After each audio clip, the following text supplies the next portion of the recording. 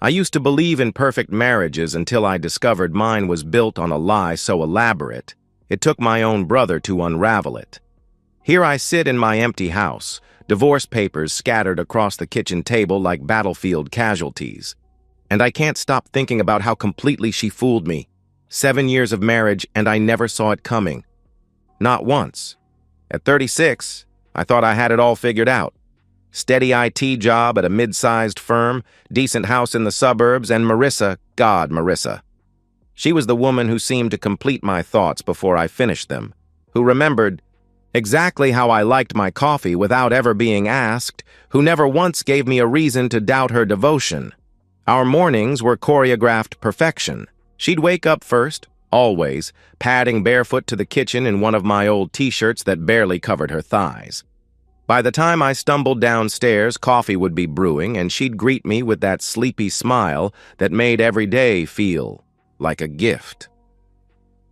"Morning, handsome," she'd whisper against my neck, and I'd pull her close, breathing in the vanilla scent of her shampoo. We had our rituals, our inside jokes, our comfortable silences.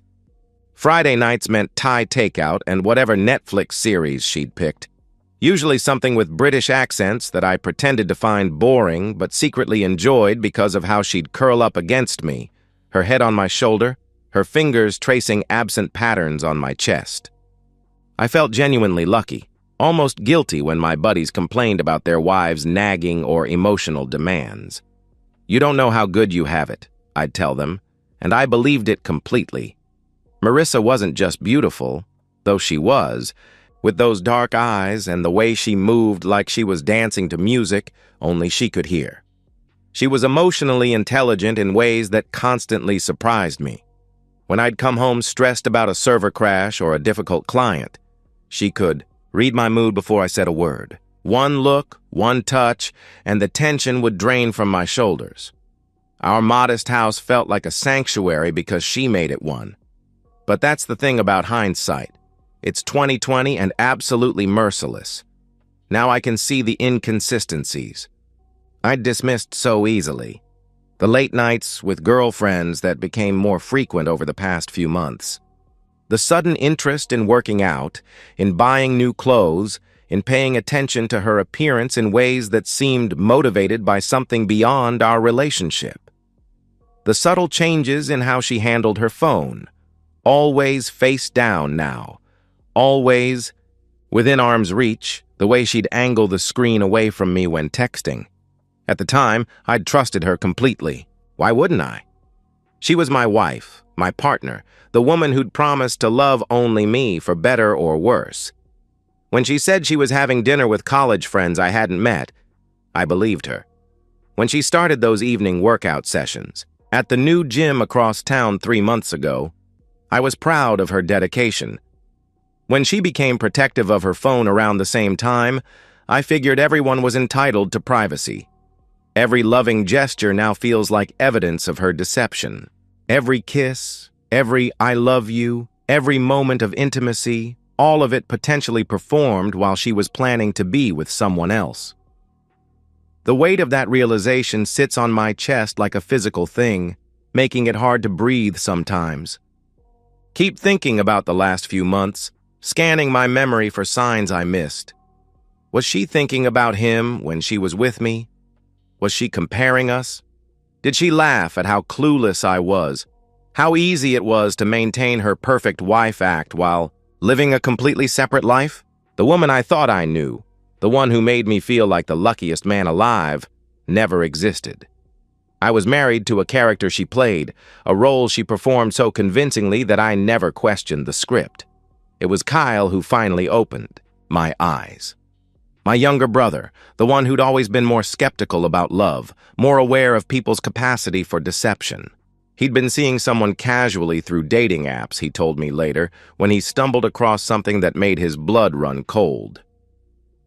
That quiet Saturday afternoon when he dropped by for a visit, I should have noticed his uncharacteristic nervousness.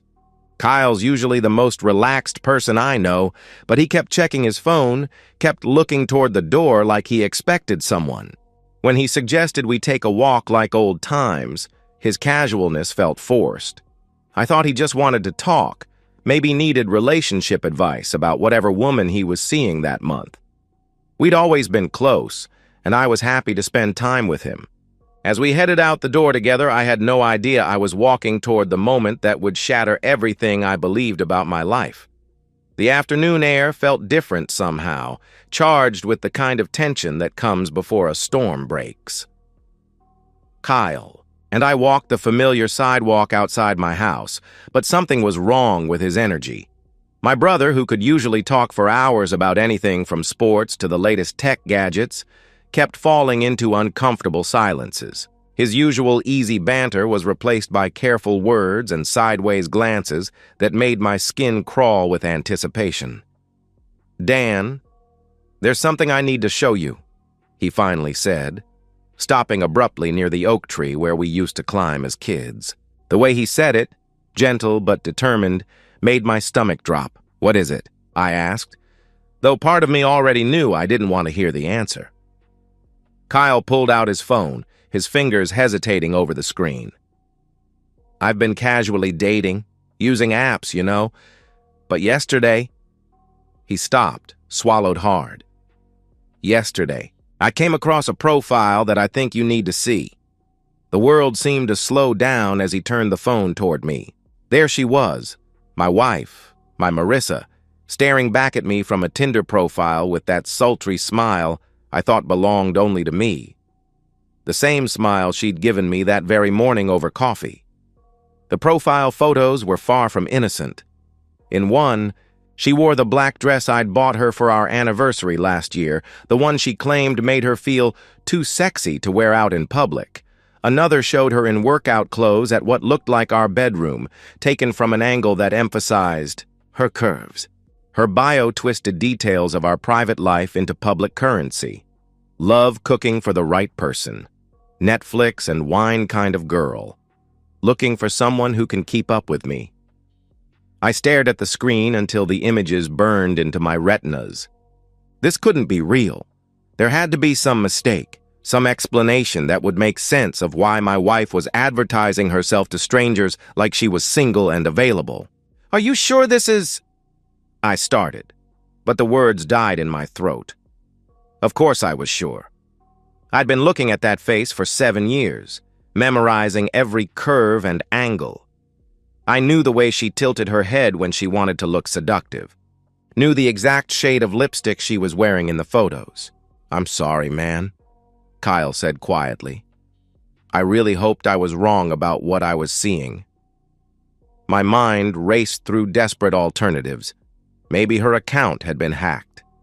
Maybe this was some kind of elaborate prank. Maybe she was helping a friend create a fake profile for some reason I couldn't fathom. But even as I constructed these scenarios, I knew they were fantasies. The photos were recent. I recognized the haircut she'd gotten just last month. The details in her bio were too specific, too personal. "We need proof," Kyle said, and I realized he'd been thinking about this since yesterday when he first found her profile. Real proof that would hold up if you need it. Right there on the sidewalk, as my world collapsed around me, my brother started outlining a plan. We'd create a fake profile using photos of his friend Marcus, a guy who looked nothing like Kyle but had the kind of rugged good looks that seemed to do well on dating sites. Together, we'd craft a bio that would appeal to exactly the kind of woman Marissa was pretending to be. Successful, confident, looking for something meaningful, but not too serious. "We'll message her," Kyle explained. "See if she responds. If she's willing to meet. If she is..." He didn't need to finish the sentence. We walked back to my house in silence, Kyle leaving with a casual goodbye like nothing had happened. But everything had changed. I was no longer a happily married man. I was a spy in my own life, gathering intelligence on the woman sharing my bed. That evening, sitting across from Marissa at our kitchen table, I watched her with new eyes. She asked about my day with Kyle, laughed at something on her phone, discussed weekend plans like she wasn't actively shopping for my replacement. The normalcy felt surreal, like being an actor in a play where I'd forgotten my lines. Kyle texted me, updates over the next few days. On Sunday, he'd created the Marcus profile and sent Marissa a message. Your smile caught my attention. Would love to get to know you better over coffee. She'd matched with him within hours and responded enthusiastically. For 3 days, I lived inside a lie I could finally see. Every conversation, every casual touch, every mundane domestic moment became a performance we were both giving, though she didn't know I'd dropped out of character. I found myself cataloging her gestures for signs of deception, analyzing her, words for hidden meanings, watching her face for tells I'd been too trusting to notice before. The hardest part was maintaining the illusion. When she kissed me goodbye each morning, I had to respond like I still believed her love was real. When she asked about my day, I had to pretend my world hadn't shifted on its axis. When she curled up against me at night, I had to lie still and let her touch me, while knowing she was actively chatting with someone she thought was a potential lover. By Monday, their conversation had taken on a flirtatious tone. She was asking Marcus about his interests, his work, what he was looking for. She seemed genuinely excited about this connection, more animated in her messages than she'd been with me in months. By Tuesday, she'd agreed to meet him for coffee. They'd settled on a time and place. Wednesday afternoon at Ridgeview Bistro, 15 minutes from my office. She told Marcus she was looking forward to seeing where things might lead. When Kyle called me at work on Tuesday with the final confirmation, I had to close my office door and sit down. She's agreed to meet tomorrow at 2 o'clock, he said. Ridgeview Bistro. She thinks she's meeting Marcus for coffee and conversation. Ridgeview Bistro. I knew the place. Marissa and I had eaten there on our 3rd anniversary. The irony wasn't lost on me that she'd chosen our special place to meet another man. What do you want to do? Kyle asked. I closed my eyes, and for a moment I saw 2 paths branching in front of me. I could confront her tonight, tell her I knew everything, demand explanations and promises and couples therapy. Or I could let this play out, catch her in the act, and end this marriage with the kind of decisive action that would leave no room for manipulation or gaslighting.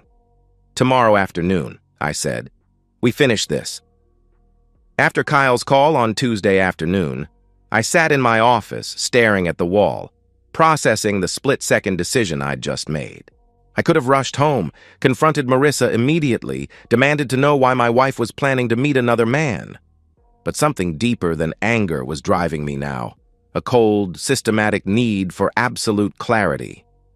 I left work 2 hours early and drove to the law offices of Henderson and Associates. I'd researched divorce attorneys months ago when a colleague went through his own messy separation, never imagining I'd need the information myself.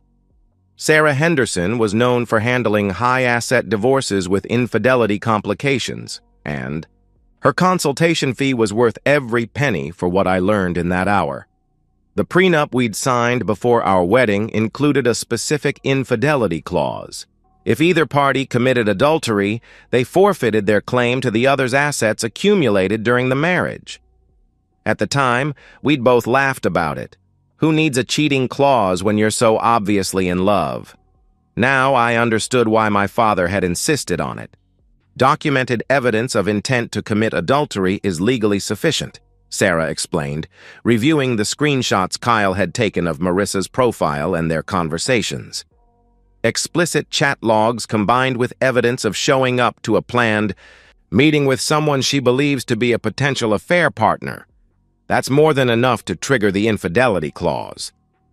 The legal framework gave me something to focus on beyond the emotional devastation. This wasn't just about my broken heart anymore. It was about protecting myself from someone who demonstrated a complete willingness to deceive me. I was treating this like debugging corrupted code. Isolate the problem, gather the information, implement the solution.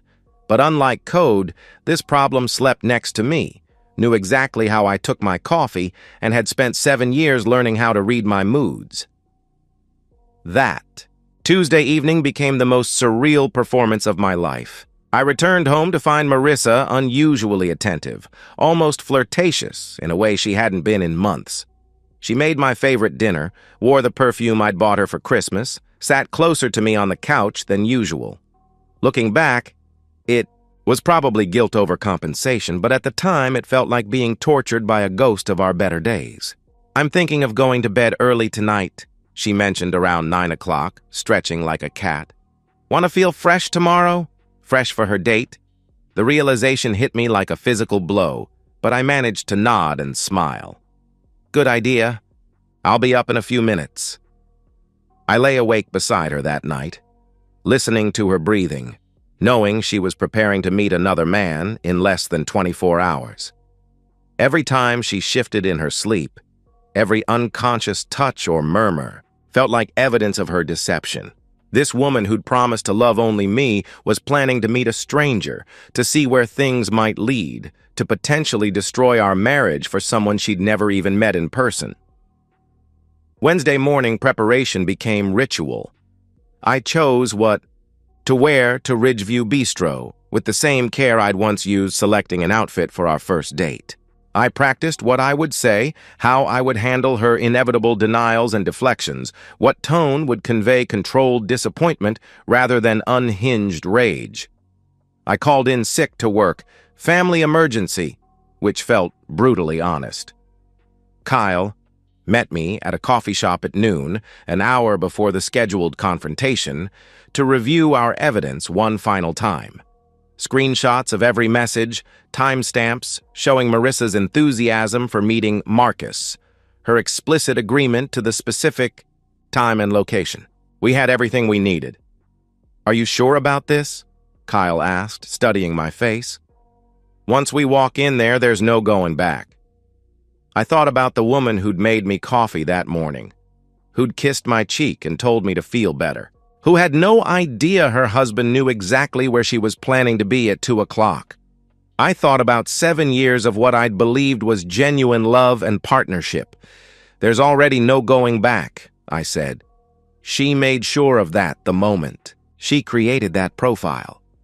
The walk to Ridgeview Bistro felt like approaching my own execution. I was about to watch my marriage die in public, surrounded by strangers eating lunch and having normal conversations about ordinary things.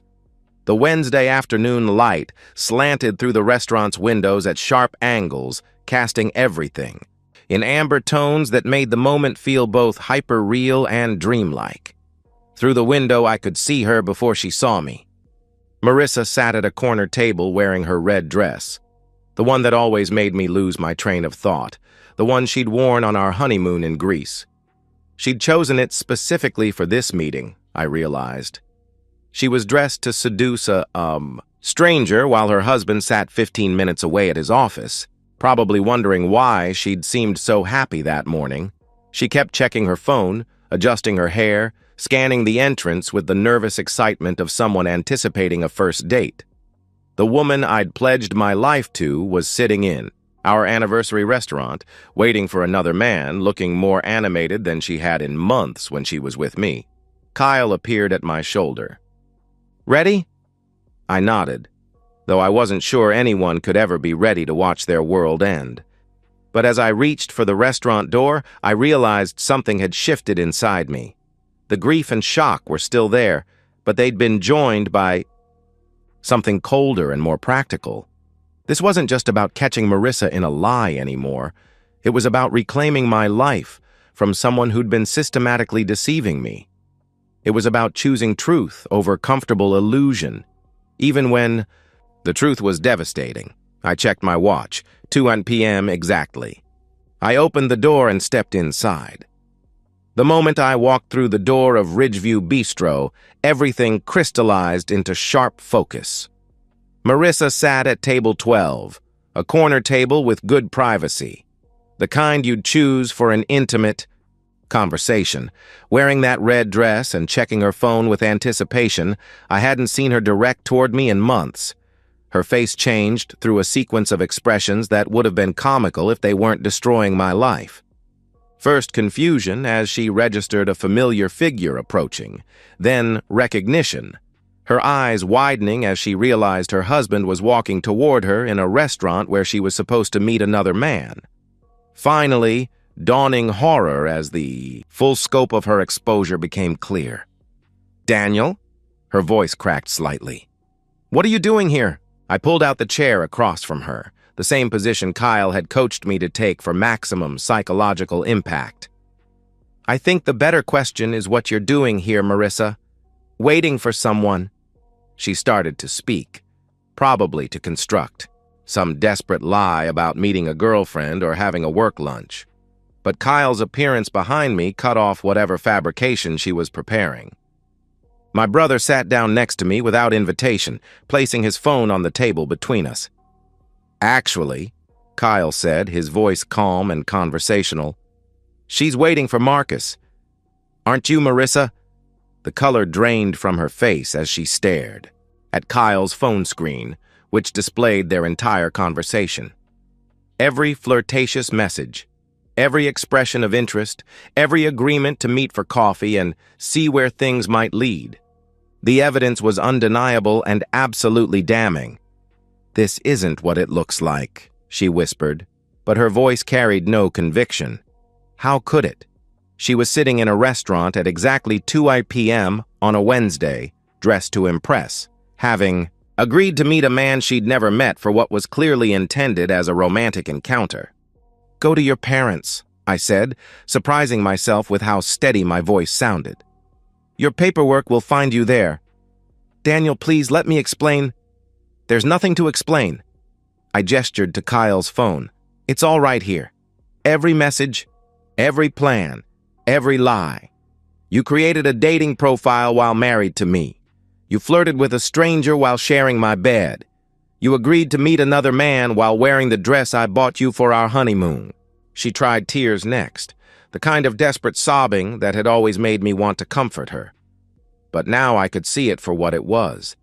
A manipulation tactic, performed emotion designed to make me doubt what I was seeing with my own eyes. "It's Kyle's fault," she said suddenly, pointing at my brother like he was the villain in this scenario. "He seduced me. He manipulated me into this. I never would have—" "Kyle created a fake profile," I interrupted. "But you matched with it willingly. You initiated conversations enthusiastically. You agreed to meet eagerly. He didn't make you do anything except reveal what you were already willing to do." Kyle remained silent through her accusations, but I could see him taking mental notes of every word. Later, he'd tell me that her immediate instinct to blame him, to cast herself as victim even when caught absolutely red-handed, confirmed everything he'd suspected about her character. "You don't understand," she continued, switching tactics. "Our marriage has been struggling. I felt neglected, unappreciated. I wasn't actually going to do anything. I just wanted to feel desired again. By creating a secret dating profile and arranging to meet strange men." I stood up, Kyle following my lead. "While wearing my anniversary gift to meet another man at our anniversary restaurant." The restaurant around us continued functioning normally, servers taking orders, couples sharing meals, business people having lunch meetings. None of them knew they were witnessing the execution of a 7-year marriage, the moment when comfortable lies finally collapsed under the weight of documented truth. Marissa made one final attempt, reaching for my hand across the table. "Daniel, I love you. This was a mistake, a moment of weakness. We can work through this, go to counseling, start over." I pulled my hand away before she could touch me. The woman I'd loved was gone, if she'd ever existed at all. In her place sat someone I didn't recognize, a person capable of elaborate deception, of planning betrayal while maintaining perfect domesticity, of blaming everyone except herself when the consequences arrived. "The prenup has an infidelity clause," I said. "Your lawyer will explain what that means." Kyle and I left her sitting at that corner table, surrounded by the evidence of her betrayal, still wearing the red dress she'd chosen for another man. Through the restaurant window, I could see her staring at the phone screen that displayed her own words, her own choices, her own willingness to destroy everything we'd built together. The afternoon light felt different as we walked away. Cleaner, somehow, like the air after a storm has finally passed. The trap we'd set had worked perfectly, but only because she'd chosen to step into it. Every message, every flirtation, every agreement to meet, those were her decisions, her actions, her betrayal. As we reached my car, Kyle put his hand on my shoulder. "I'm sorry it came to this." I nodded, feeling something that wasn't quite relief but wasn't devastation either. For the first time in days, I knew exactly where I stood. The marriage was over, but the lies were finally finished too. "Thank you," I said, "for caring enough to show me the truth." The divorce proceedings unfolded with anticlimactic efficiency. 4 weeks after the confrontation at Ridgeview Bistro, I sat across from Marissa and her attorney in a conference room that smelled like leather and disappointment, watching the legal machinery execute exactly as designed. Sarah Henderson had been right about the strength of our evidence. The screenshots of Marissa's dating profile, her conversations with Marcus, and witness testimony about her appearance at the planned meeting created an airtight infidelity case. The prenup's adultery clause activated like a perfectly engineered trap, protecting every asset I'd accumulated during our marriage. My client was entrapped. Marissa's lawyer argued half-heartedly, but even he seemed to understand the futility of the position. This was an elaborate scheme designed to trick her into compromising behavior. "Your client created a dating profile while married," Sarah responded calmly. She initiated romantic conversations with someone she believed to be a stranger. She agreed to meet that person while her husband was unaware of her actions. The trap only worked because she was already willing to commit adultery. I watched Marissa during these exchanges, noting how she avoided my eyes, how she sat rigidly in her chair like someone attending her own sentencing, which, in a way, she was.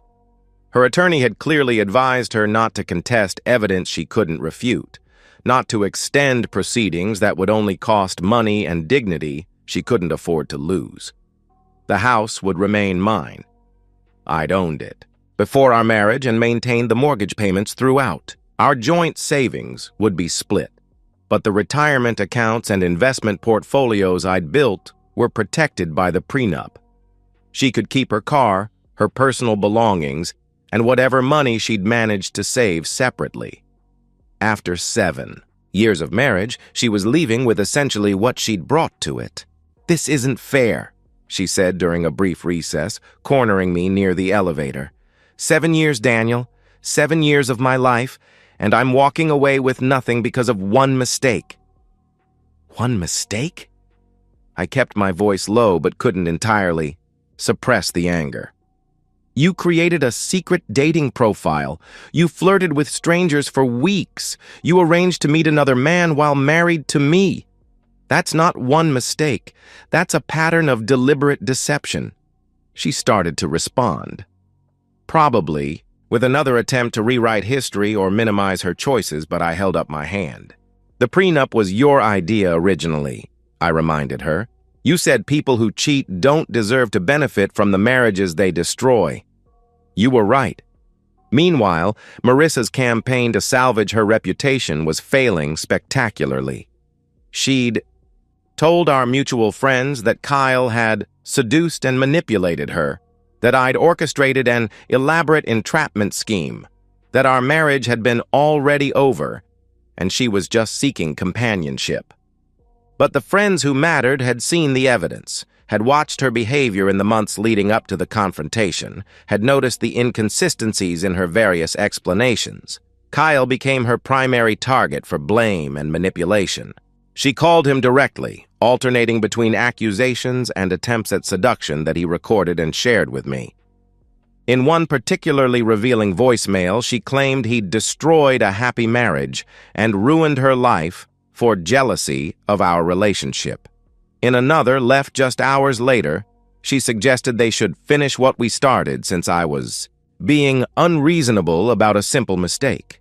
These messages only confirmed what I'd begun to suspect, that Marissa was fundamentally unable to accept responsibility for her choices. Even faced with absolute proof of her deception, even watching her marriage dissolve because of actions she'd taken, she continued seeking someone else to blame for the consequences. She contacted me again last night, Kyle reported during one of our weekly dinners a month after the paperwork was signed.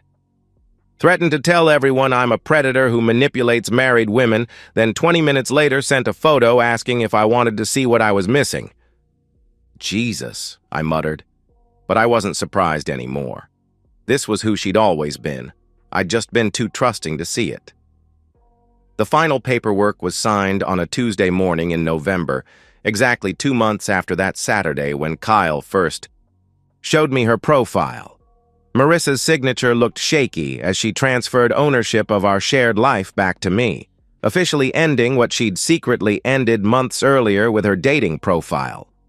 She returned her key to the house she'd never legally owned, packed the last boxes of belongings from the bedroom we'd shared, and disappeared from my daily existence as efficiently as she'd entered it 7 years before. That evening, I sat in my kitchen now, and felt something I hadn't expected. Relief. Not celebration, not triumph, just the quiet satisfaction of authentic solitude. No more performance, no more wondering what she was really thinking, no more analyzing every gesture for signs of deception I'd been too naive to recognize. The house felt smaller without her belongings scattered through it, but it also felt honest. In a way it hadn't in months. Every space was genuinely mine, every decision made without considering someone else's hidden agenda, every routine built around my actual preferences rather than maintaining a facade of domestic harmony. Kyle had been right to show me the truth, even knowing it would devastate me. The marriage I'd been fighting to preserve had ended the moment she created that profile. I'd just been too blind to see it. 6 months after the divorce was finalized, I'm sitting in my home office on a Saturday morning drinking coffee made, exactly how I like it, watching Kyle install new shelving in what used to be Marissa's craft room. The space feels genuinely mine for the first time in years. Furniture arranged for my comfort, walls painted in colors I chose, routines built around my preferences rather than maintaining someone else's elaborate deception. The house is quieter without her belongings filling every corner, but it's also more honest. There are no mysterious late-night phone calls to explain away, no sudden changes in routine to accommodate, no constant low-level anxiety about inconsistencies I'd trained myself not to notice. The silence feels peaceful rather than ominous. Kyle and I have grown closer through this experience, our relationship deepening beyond shared trauma into genuine friendship. He still feels guilty about being the messenger, but I remind him regularly that he saved me from wasting more years on a woman who'd already checked out of our marriage. Our weekly dinners have become a constant I look forward to. Two men who've seen each other's worst moments and chosen loyalty anyway. She texted me again yesterday, Kyle mentions as he measures the wall space. These updates have become routine, and he always shares them immediately. Transparency is something we both value more highly now. Same pattern? I ask. First message called me a homewrecker who destroyed her life.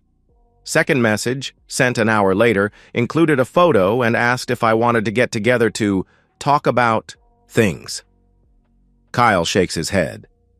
I don't think she's capable of understanding that her choices have consequences.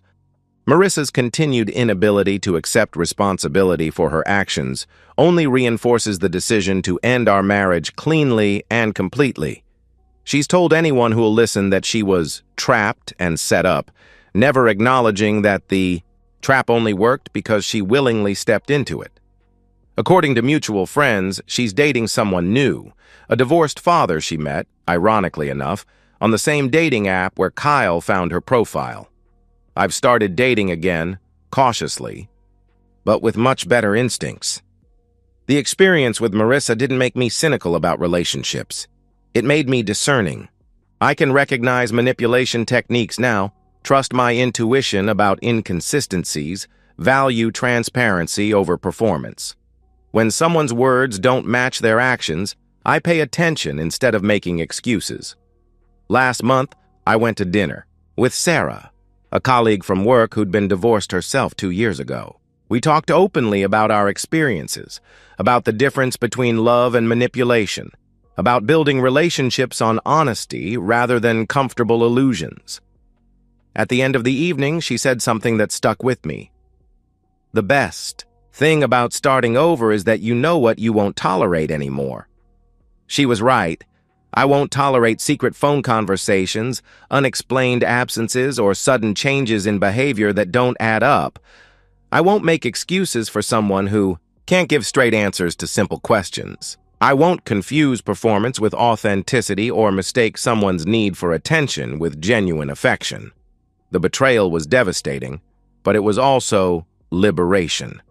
Marissa's deception freed me from a relationship built on lies, revealed who my true allies were, and taught me the difference between love and manipulation. I'm grateful to Kyle not just for exposing the truth, but for standing with me through its aftermath, for being the kind of brother who values my well-being over social comfort.